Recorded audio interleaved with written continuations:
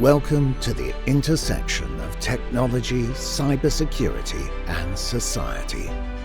Welcome to ITSP Magazine. Knowledge is power, now more than ever.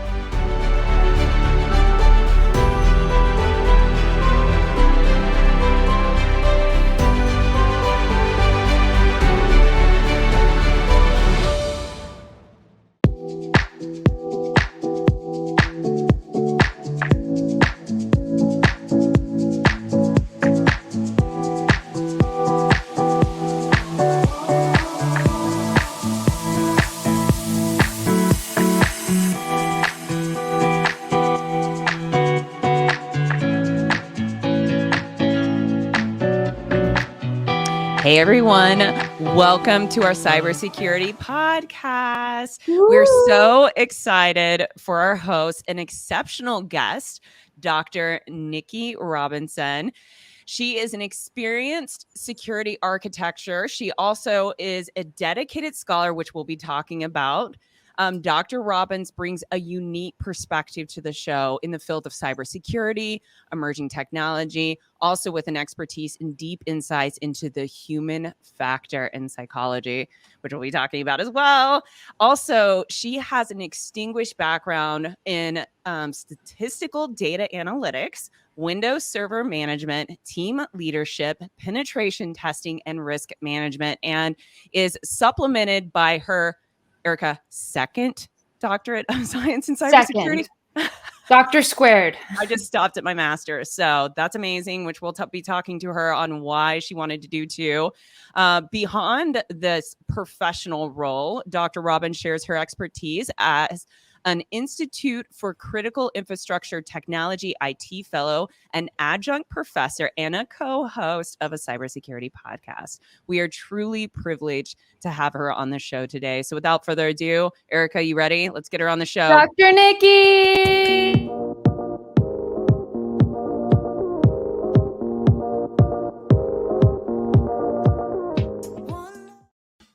Woo!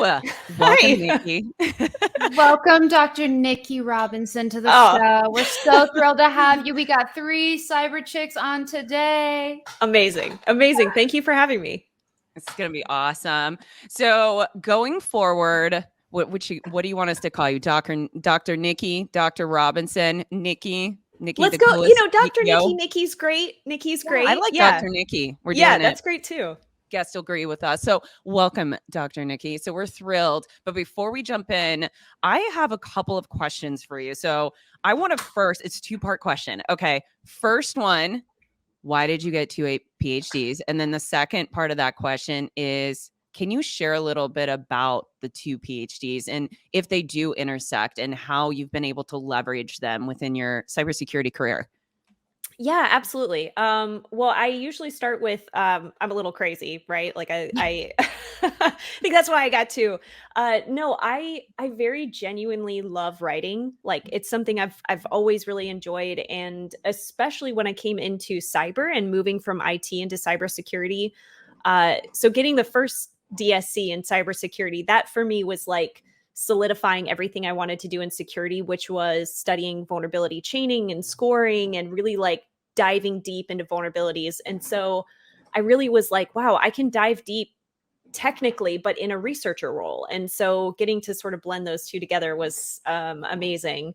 And then I did the PhD in human factors. That one was really for me. That was I almost went into psychology. I almost studied abnormal psychology before getting into IT. So this was like a really full circle thing for me to come back to psychology and like the root of engineering and design. And so the second one was really just for me. That was really for fun. And I also started seeing a lot of the challenges where I was studying vulnerability chaining was wrapped into psychology, how we understand the language that we use in vulnerability management and just sort of the gambit. So I was like, you know what? I'm going to bring human factors in. I'm going to talk psychology. I'm going to get cyber and just wrap it all up together.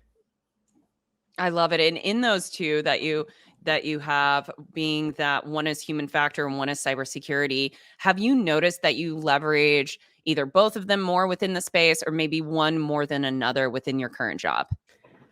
Ooh, yeah, great question. I would say I leverage them both equally because the DSC for me was very technical. That was a quantitative study. It was very statistics heavy. So it brings that sort of data component into what I do in cybersecurity. But the human factors side, I bring a lot into, when I'm meeting people for the first time, all of that relationship building. And I think that empathy, understanding how security practitioners are using tooling, how they feel day to day, how system owners and account owners feel day to day. So I bring a lot of that, I think, understanding into what I do when I'm doing a security engagement. Yeah, I think that soft skills is often something that's just not given enough importance in certain, career paths. Like you think about cybersecurity, or you think about like the industries that are more technical. For example, like you don't think, hey, me having communication skills, me having these interpersonal skills, me having relationship building skills, all of these things are kind of like second thoughts. And then you bring it full cycle and you're like, wow, this is actually making me a better leader. It's making me a more active listener. It's actually helping me bridge this communication gap with teams, helping them understand why they need to follow certain requirements, helping our leaders understand why we need to invest budget in certain things. And you're kind of like bridging that communication gap because you do have really two diverse skill sets that you're able to kind of bring together to really just give you such a competitive edge. So I really love this background and, everything that you bring to the table. This is awesome. Oh, thank you. It's funny. I never thought when I got into IT and cybersecurity that I would be able to still like pursue psychology and be interested in it. And there's so many fields that are opening up now, like cyber psychology and security, human factors, engineering, things like that, that are really starting to, I think, leverage some of these fields and these domains that have been around for so long. We have so much great information in human factors and engineering. Why not leverage that and the terminology and the language and the phenomena and bring that into what we do in security? So Yeah. I'm loving it. Yeah, no, that's great. And, this flows right into my next question. You're part of a remediation team. Thinking about like the most common security pitfalls that companies face today, thinking about how you present these pitfalls or, vulnerability findings, or let's just say, security issues. When you bring those to leadership teams, what are some of those skills that you utilize? And what are the most common things that you've been seeing in your professional experience? Sorry, give me one sec.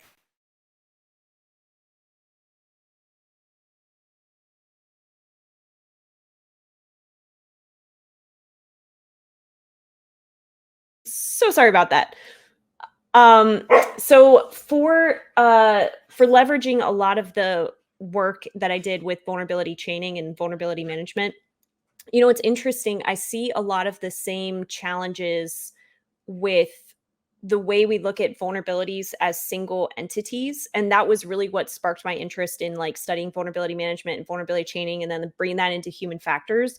And really what I did when I started looking at vulnerability chaining is that we have the same problem when it comes to like this really niche area of vulnerability management that we do across cybersecurity, like looking at alerts, like pulling together information. And we look at things and tools like all totally separate. And it's like, we need to really bring that information together to get a whole picture. So you can't just look at one tool and see one thing. You have to really get the holistic picture to figure out what's actually happening. And I think to really direct, I'm a little biased because I'm in remediation, right? But to direct remediation, but to also direct prioritization of like how we're actually doing things, whether that's vulnerabilities or risk management activities, but to help direct that instead of, trying to fix everything. So in your experience, if you had to give a piece of advice to anybody in a security operations center, incident response role, in terms of like what they could do to better manage their vulnerability management process, what would you say? Like what would be like one or two pieces of advice that you had for them? Yeah, I would say the biggest thing is you can't fix everything, right? There's no possible way. We have so many critical vulnerabilities coming out all the time. And it's like it's completely impossible to try to fix everything and focus on everything. And so I think looking at those big dashboards with all those big scary red, orange numbers is probably not going to be super helpful. So I say, focus on what's exploitable, try to start there. And even stuff that's super exploitable, if it's not external facing, that's still going to be lower risk for me than something that's external facing that maybe has customer data on it or that customers are accessing versus an environment that's maybe a little bit more locked down. So I would say really try to hone in on those things first, mostly because, none of us have the resources or ability to fix everything all at once. Yeah, no, that's a great piece of advice. I mean, I was on an audit recently where the team's like, hey, I can't pull up these security events because we have thousands of them. And I'm like, yes, I understand. That's normal. Let's figure out, what the severity is. How are you triaging this? Like, I understand everything's triggering PagerDuty. We get it. All right, let's try to peel this back to really understand, like, what are your thresholds? And what are those, what are those thresholds that you are willing to think about from a risk perspective? And what is leadership's risk appetite, and kind of bringing that full circle. So yeah, there definitely is only so much that you can do. So I love that risk-based approach of just prioritization as, just kind of like the rule of thumb. We can't do it all. And I think that that's one of like the biggest hurdles that all of us as cybersecurity professionals have to, be faced with, is that there are so many threats. There are so many technologies. There's so many hours of work to be done and only so many hours in the day.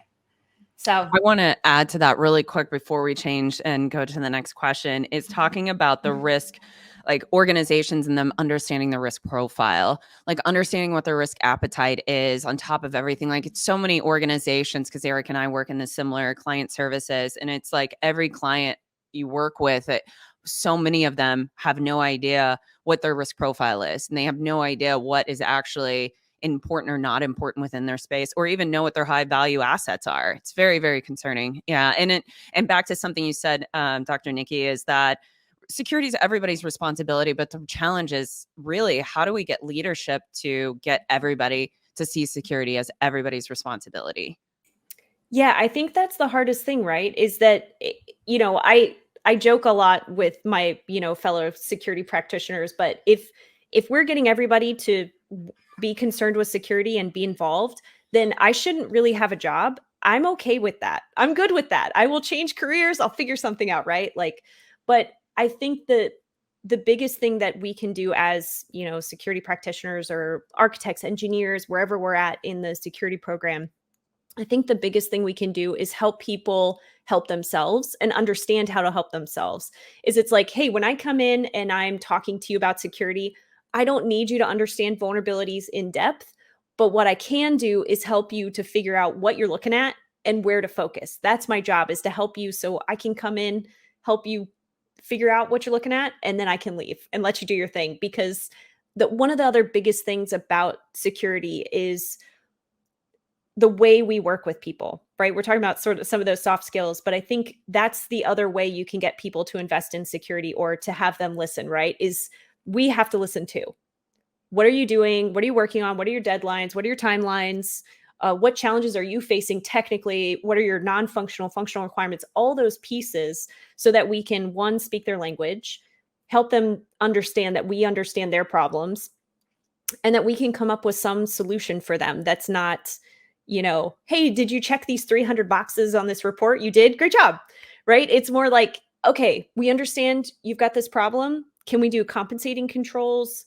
Can we push that date out by a week? Maybe we have to push this up. So I think it's really about negotiation and collaboration.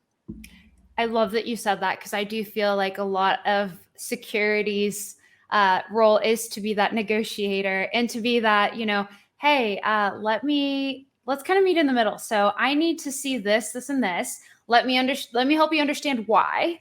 And then let's match that with something on your side so that it feels like a compromise, but we're moving the needle towards the right direction, right? So I am going to pivot a little bit.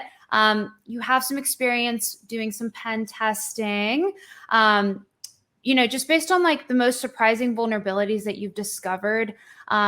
how would you advise companies to prepare for unforeseen threats? Are there things that they could be doing like proactively? Yeah, absolutely. I would say just prepare for an incident, right? Like you can focus on patch management, you can do all those things. It's great. Yep, prepare for those things. But I think if you don't have a really comprehensive incident response plan, then it's not, there's only so much you're going to be able to do compensating controls and to try to do network segmentation and all these things that we recommend. So I think at the end of the day, it's sort of like, all right, prepare for that incident. Where's your resiliency? What are you going to do when the systems go down? Can you bring them back online? Do you have backups? What do you have going on that you can recover quickly? So I think it's more about recovery and resiliency versus, like we can do as much proactively as we want, but you got to be prepared for when that event comes. Yeah. I've heard the quote, it's not if, it's, when. Right. So yeah. And I mean, it goes hand in hand, right, with like getting the right controls. And you talked about it. Like you can harden your network, you can patch your servers, you can get all of the right like standards in place, policies, you can get all of the things and more, right? Have a very mature control set. But at the end of the day, if you're not focusing on, the planning and the DR table exercises, and then maybe doing true failover and testing your resiliency, and then seeing how your team is going to react in the case of an event, and having those right roles and responsibilities too, because some people don't have that true team set up. And hey, what if person A is out? Who's their backup? And have you also tested, that backup person? And do they know what they're going to have to do in the case of said incident? And then also, like just from the professional services experience of seeing organizations go through said incidents, having that communication also to your vendors, to people that are going to find out about that. Like sometimes organizations don't even think to that level. They only think about like, what are we going to do internally? They don't think about what are we going to do externally when people see this in the news. Right. It's I think that's such an important point, right? There's internal communications and external communications, right? So that those internal communications are just as important. Who do you talk to? When do you talk to them? Yeah. At what point do you raise, hey, I think this looks real bad. Yeah. That's my technical term for cyber attack. Yes. Real bad. Real bad. Yes. But I think that that's such an important piece too. And that's one of the things that we see missing in incident response plans sometimes is the communications piece, and just, who do you talk to, but when do you talk to them? Yeah, 100%. And so much, oh my God, so much good stuff. So Nikki, you don't know this, but Erica does. I'm a NIST lover. So just so everybody out there knows, NIST actually has this publication, NIST 800. I looked it up really quick to make sure. 800-160, Developing Cyber Resilience System, a system security engineering approach. Great read. Amazing. Yeah, it's a great read. It's honestly not boring, but I don't think really any NIST framework is because I'm that weird. So circling back around, before we wrap this up, we do have one more question that we want to get to, and it's around you're really engaged within the cybersecurity space, not only with the education that you're doing, but you have your own podcast that you run. You also are a fellow at the Institute for Critical Infrastructure and Technology. You even have a patent. I mean, you've got so much going on. So we're really, really curious on kind of what your perspective is. And we've kind of touched on this a little bit as far as the importance of educating organizations, but really the importance of educating the wider public about cybersecurity. And what are some key messages you think that everyone should know and just take away from this show today? Oh boy. All right. Let me see if I can distill some things. Well, I think I would say for like my fellow cybersecurity practitioners, like anyone in IT and cyber, like I just, this has been such a great community to be involved in. And I think that's why I get involved in so many things, because I really enjoy this community. Everyone I meet wants to make positive change. They want to be involved. They want to share information. They want to help each other. And I would say just get involved in your local cyber community, right? Like whether that's ICIT, there's InfraGard, there's ISACA, there's ISA, there's ISC squared, like get involved in your local cyber community, because the best information I've gotten and the best way I learn is from other people. And getting to do the podcast, we've met so many incredible people like we met Ron Ross, the author of the 800, 161 and 853. Yeah. And I've learned so much by meeting people. So I say, get involved in the community, interact with each other. And the other piece that I would end with that has nothing to do with cybersecurity, which is just, I think, spread that kindness to each other, because we have very stressful jobs. We do. Especially if you're in incident response or dealing with things like that, it's very stressful. So I say, lead with empathy, be kind to each other. And I think that's it. You've been dropping nothing but knowledge bombs this entire episode. This has been awesome. So Dr. Nikki, I hate our time is coming to an end. But, I know that you're going to do nothing short of just greatness. So for everybody listening, watching us right now that wants to follow your journey, that wants to see all of the cool things that you are going to continue to do, where is the best place for them to find you? Yeah, so probably LinkedIn is probably the best. I try to post about any of the publications or things I'm working on. I did write a book last year called Mind the Tech Gap, and I think I'm going to keep writing. So I would say maybe stay tuned on LinkedIn. I'm going to, I think, do some more writing. So ooh, yeah. Stay tuned for more. That's All exciting. right. Well, Dr. Nikki, it's been awesome having you. Thank you for sharing. Thank you for being here, and hopefully we will have you back on again. Awesome. Thank you so much. And thank you for dealing with the dog in the background. I really appreciate it. Oh my gosh. No, we are furry friend moms as well. So we welcome it. Awesome.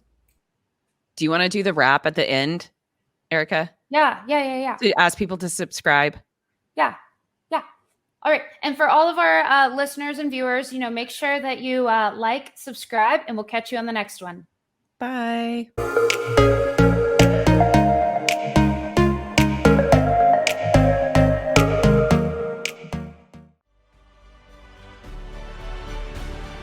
We hope you enjoyed this conversation. If you learned something new and this story made you think, then share ITSP Magazine with your friends, family, and colleagues. If you represent a company and wish to associate your brand with our conversations, sponsor one or more of our columns.